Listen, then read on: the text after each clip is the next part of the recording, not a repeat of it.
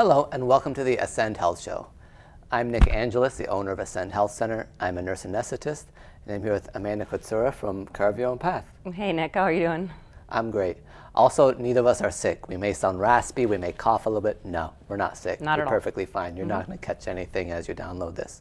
But we're here to talk about collective trauma, and this will probably be a bit more advanced than some of our shows, because for therapists, people in mental health, that's a lot of who we're talking to today. But we might as well define trauma first, just before we get too technical for our own good. Yeah, and I think like trauma in general is something that we're finally starting to come around and realize, like in research and everyday life, like, oh wow, that's a thing that has impact on people. So in my language, without having a dictionary or APA, reference in front of me, trauma is a normal response to abnormal events, but it's often not seen that way. So like our bodies can store trauma in a lot of ways. So you and I could be in a vehicle and both be in the same car accident, but how my body and my experience perceives that trauma can hold on to it differently than yours. You might be able to walk away and be fine. I might not want to be able to get into a car again for the rest of my life, or until I get therapy to help me through that. Absolutely. And often it does take into account the community. Like a lot of times you won't see PTSD or trauma after a hurricane, as a whole community experiences it together and help each other. Yeah. So often it is something singular. I mean, that's what we're talking about today, is collective trauma. So that's why it's an interesting point. But sometimes you'll see a shared experience actually helps so you don't develop the trauma or can get over it quicker, as opposed to what our bodies naturally do, which is to hide, which is probably some sort of evolutionary thing. You get an animal gets hurt in the wild, they're going to go in a cave and try to get better without getting eaten. Yeah. But sometimes as humans, we have that same response. Yeah, like our brains are very much like a computer system, except for our survival response way back here in the back just never gets any updates or upgrades. Right. So your body is always trying to protect you. It just sometimes in 2025 doesn't get it right. Right, yeah. And you're so right about the collective experience. Like one of the factors of trauma healing is the sooner that you can verbalize that experience to somebody else, the less of an impact it has on you long term. So definitely important to come together. Yeah, there's no amygdala 2.0 where you just get over that kind of primal response. Because in my line of work as a nurse anesthetist, when I'm not at Ascend Health Center, we just consider trauma 1, 2, or 3. We grade them on like a car accident or something terrible where we're knitting together someone's bones. But even after something like that, there still is some traumatic response that even when I was a nurse in the ICU, I wouldn't always realize that, okay, this is an ICU psychosis, or we would just say, oh, just get them a psych consult, they'll be fine.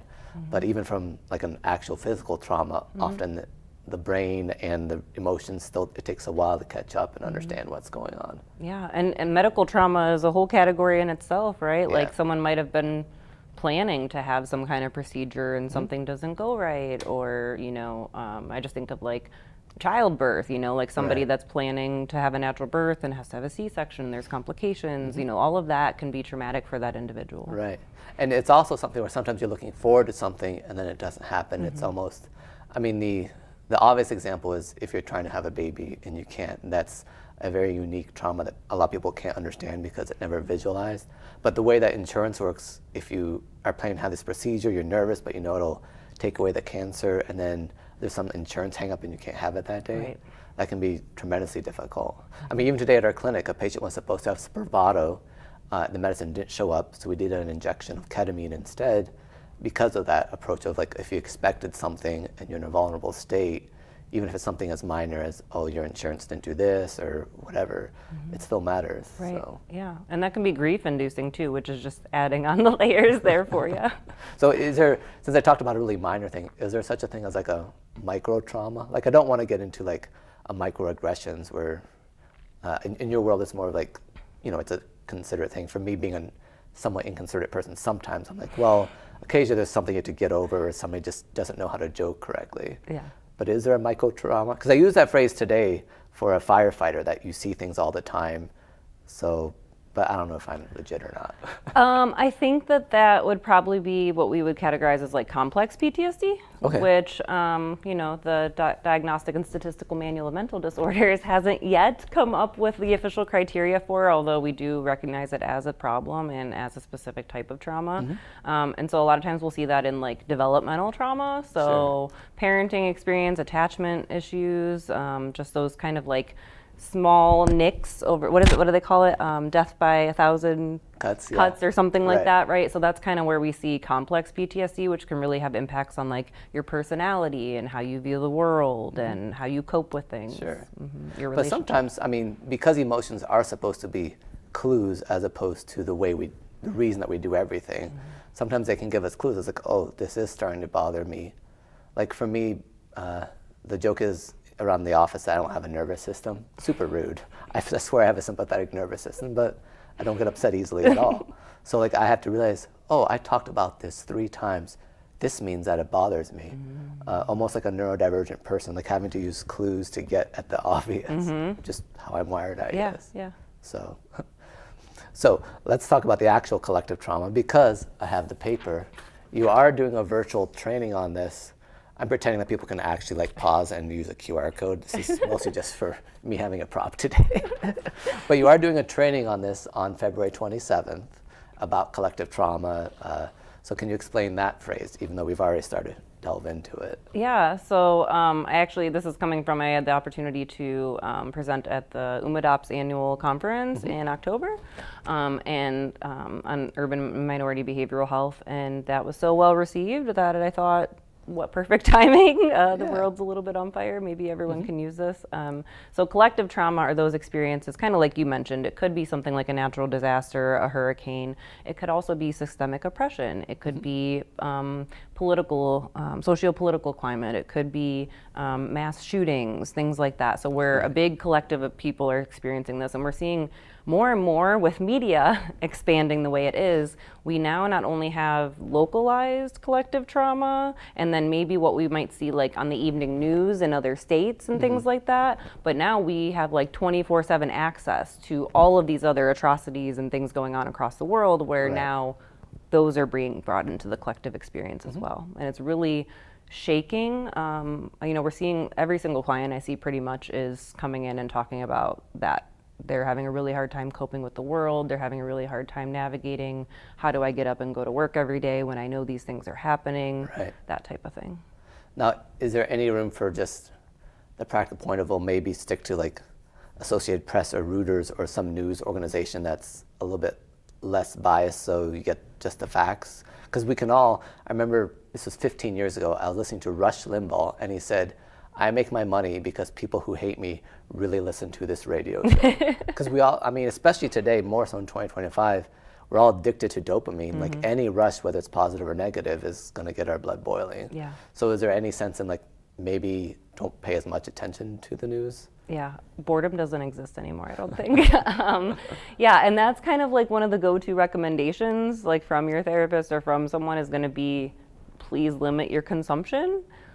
You know, it's valid that people want to be informed and have that information, but news media outlets typically have some sort of bias one way or the other. So yeah, if you can find a way to just like get small digestible nuggets from a decent, like, I don't know if anyone can be unbiased, but a decently unbiased, decently middle grade source, that can really help. But I know a lot of people just like will leave the TV on all day, or will just be doom scrolling on social media. And well, there's probably ways to pick the media that's not going to affect you as much, and that might even be a personal decision, honestly, of like, this I'm fine with because I feel informed. This is just too much because then I'm raging against something I can't control. Right. So. And a lot of times in this climate too, it's like, all we're seeing is the headlines, and then that's just activating, right? And we don't have a chance to, if you see like a gazelle that gets away from being chased by a predator in the wild, once they finally get away, they shake it off. They like visibly shake, right? And so that's how they shake off their stress response. You're welcome, you all got to see me shake. We're just gonna shimmy for the next 19 minutes. I forgot to set our timer anyway, so we're done in about 15 minutes or something. Okay. I'll just shimmy when it's time for us to be done here. Yeah. That's gonna be the signal. But when you think about it, like when you're watching or like scrolling TikTok or your Instagram feeds or you're watching the news, like it's just one predator after another almost for your nervous system, because it's so old, it does not understand. This is just a news story. It has lots of context. It has lots of variables, right? Your survival brain doesn't understand that. It just takes the context from that headline, associates it with your current view of the world, and then it says, we need to be afraid, and then you go into like paralyzation mode, and that happens over and over and over again. So yes, we need that break to shake it off. Go find community to support each other. Use your creative outlets, connect with each other, that kind of thing. Because there are many news outlets that are 100% dependent on ads, and so they will try to get you into that response, so you keep reading everything, and so they get their money. So that's part of it too. Right. Although the interesting thing is, after they do their shimmy, the gazelles are like, well, I escaped, guess I might as well eat. Right. So, and that's something that as humans we're not as good at. Yeah, and that's another thing too, is the stress response. People don't understand, your stress response in your body is a system just like any other, like your immune system, your respiratory system, your digestive system. So it's doing hard work. It's exerting a lot of chemicals and getting a lot of processes going. So when that finally comes to a resolve, of course, yes, I'm hungry. I need energy. I need to refuel, right? I need to eat that, yeah. Again, just this morning, because I'm coming to you after like half a day's worth of work, I had a patient where right before her first treatment, she was like, okay, I tremor like this. I went to 3 neurologists. They say this is not related to my mental health at all. This is a separate process. And I said, well, you said you've worried about this for years. I bet we'll find out within the next few minutes. And sure enough, in that case, it was Spravato treatment, so like half the ketamine molecule, and she was like this. And today I saw her again, and she was still like this. She was like, yep, it was all anxiety. They were wrong. I was like, well, yeah, that's what we do. We try to find ways to quickly figure out what's the source of something, and then decide what to do about it. And I think you're kind of saying the same thing with collective trauma. So I guess the first step is finding out, am I in some sort of group that together we are kind of undergoing this sort of situation? And we already talked before we started, not in a, oh, can I please join another victim class? That'll be super great for me. Right. It's a middle ground between like, I'm oppressed, and like, oh, this isn't a big deal. I'm not worried about this. This doesn't affect me. And that middle ground is so hard to find when you're constantly being bombarded with more and more updates. Because I'm totally into the, like, I'm fine. It's not a big deal. That's where I fall. Yeah, it's been a delicate. I will say, like, collective trauma is one of those things. Like even COVID, right? If we go all the way back, like it's weird. It seems like it was 5 years ago. COVID, it's still here. I'm aware, but the height of like that pandemic, and that was the first time for me as a clinician, and I think for a lot of clinicians, where considering transference and countertransference and considering boundaries and maybe referring someone out because they were experiencing something that you were also experiencing wasn't really an option. Like, we're all going through the same thing. So how can I be unbiased? How can I be a blank slate, right? And so we've just pivoted and figured it out along the way, but then it just never really ended. Like the world continued to have all sorts of challenges and collective traumas, and the clients that we see are typically in alignment value-wise, right? So they're typically experiencing similar things. So it's definitely been something for our field where we're having to now navigate, like, I can't just refer everybody out because other therapists are also going through it. And if I refer out to somebody that's not going through it, that's not going to be a good fit for this client, right? So I just want to put that there, that like a lot of times we're supposed to be seen as this like blank slate and be able to separate ourselves. And you know, now your therapist is also going through that alongside you. I think there's advantages though, because one of the good things about COVID was that it broke down some of those unnecessary professional boundaries. Where it's like, oh, I don't have any problems, let me fix your problems. Right. And this is going to be a bit of a tangent, but since you brought it up. So there's this economic report that says Americans are doing much better than anyone else in the world. So it's like, well, why are we going through such upheaval? Everyone's complaining about the economy. I think part of it is that COVID made us all realize that material wealth does not bring happiness, and no one's really come to grips with that yet. I mean, thanks to marketing, people have mostly come back to like, let me work hard and make lots of money so I'll be happy mindset, unfortunately. But there's still that, like, the facade of like, if I just do this, then I'll be happy. If I do this, my employer will give me money and then I'll be happy. Like, that's all gone. Instant gratification. People won't realize it, but like that idea that like, if I participate in this capitalist society, I will be happy because of it. There will be a reward shattered. For my hard work, yeah. And that's part of the collective trauma. I've seen it in patients. As soon as the election happened, they're like, I'm so worried about my people. And then I even wrote a big thing when TikTok was going to be banned to all of our patients, basically saying like, if this, you know, if you're feeling grief because you've lost some connections, maybe this was something that mattered to you.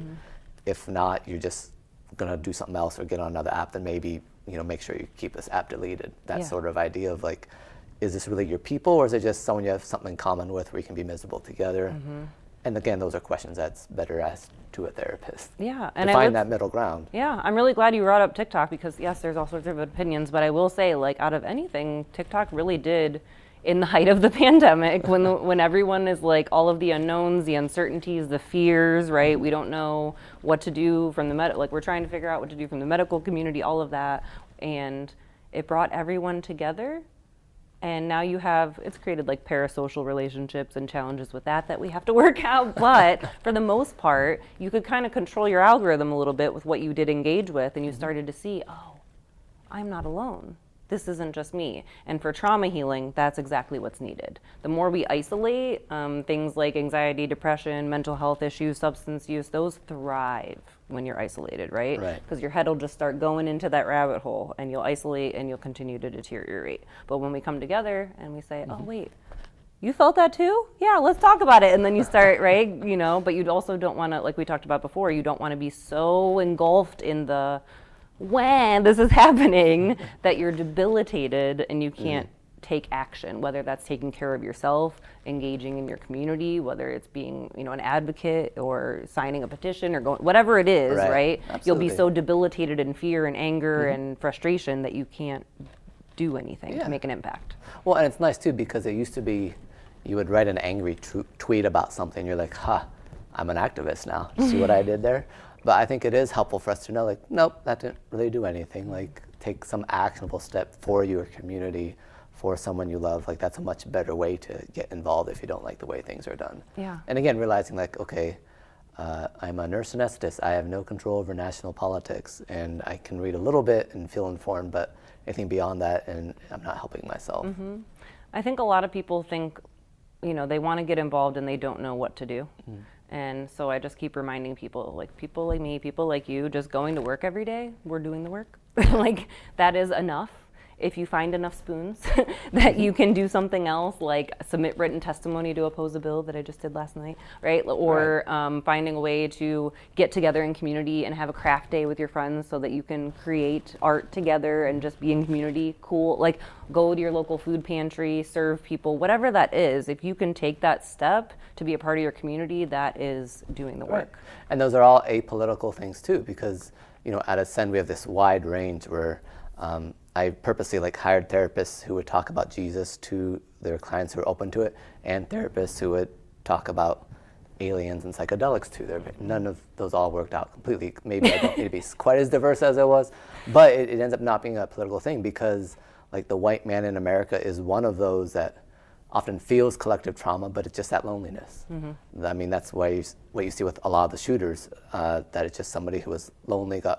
And why do people get radicalized? Because they don't have people to bounce dumb ideas off of, honestly. It's probably a better way to say that, but that's honestly what happens with any sort of isolation, is that you don't have anyone to talk through your ideas, and you don't have anyone close to you to be like, yeah, that's a dumb one, and then you move on with your life. I mean, I need that really bad, like multiple times a day. Even everyone at my clinic, I'll say an idea, and then I have them say, like, I know you're the owner, but that's a dumb idea. And then I move on. It's really, I mean, at least for me, I really enjoy it.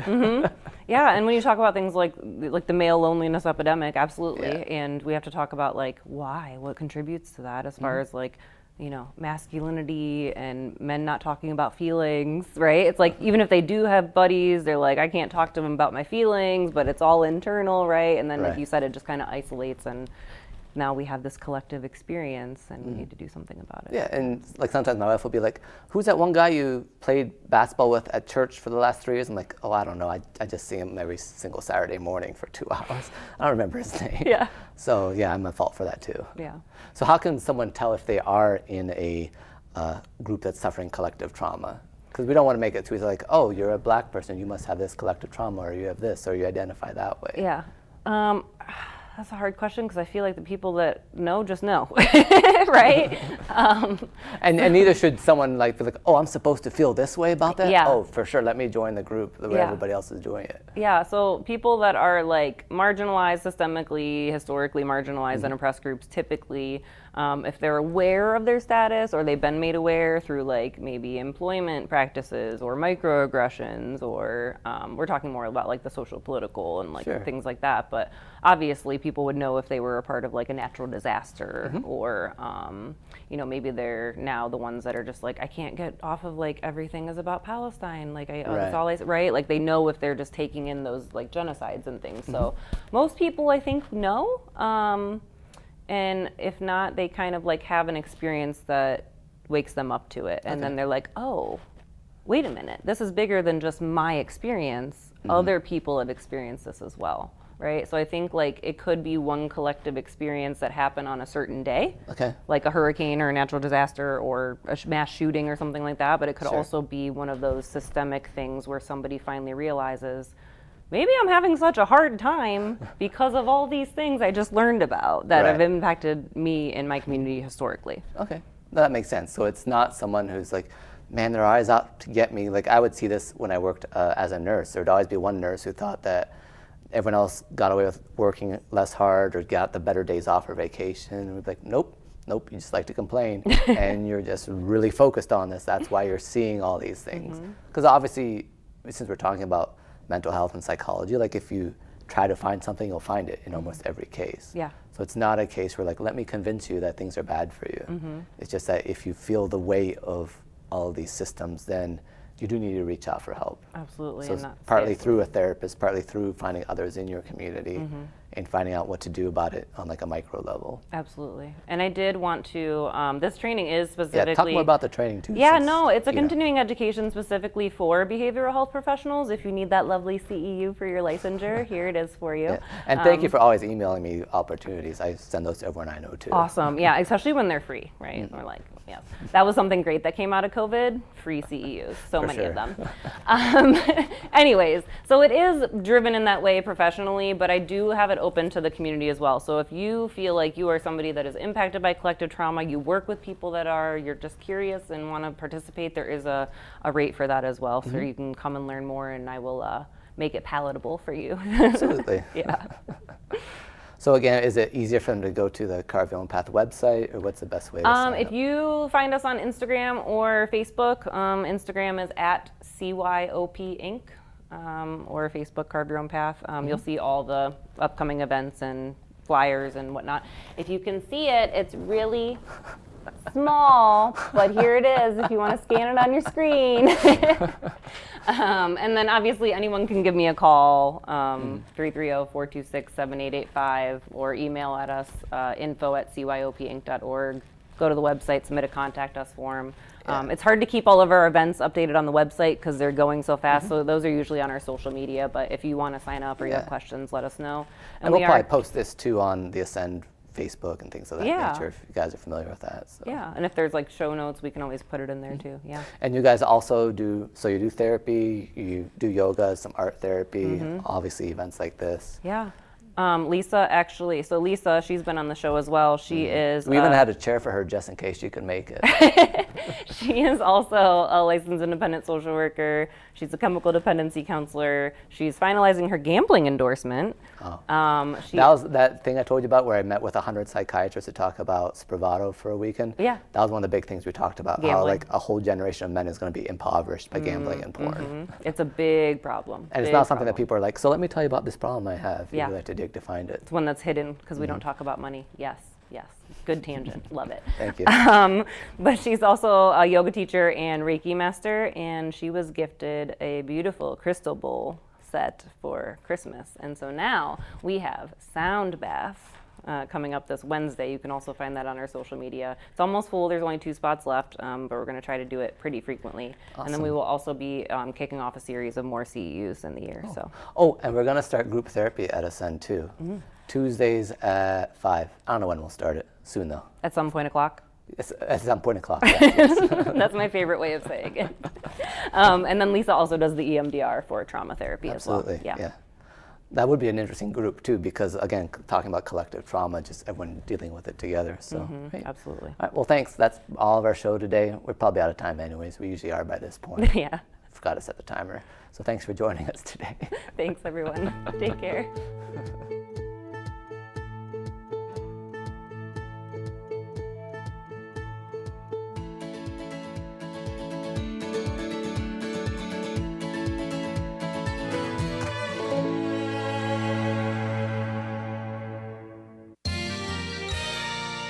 watching WCTV, Wadsworth Community Television.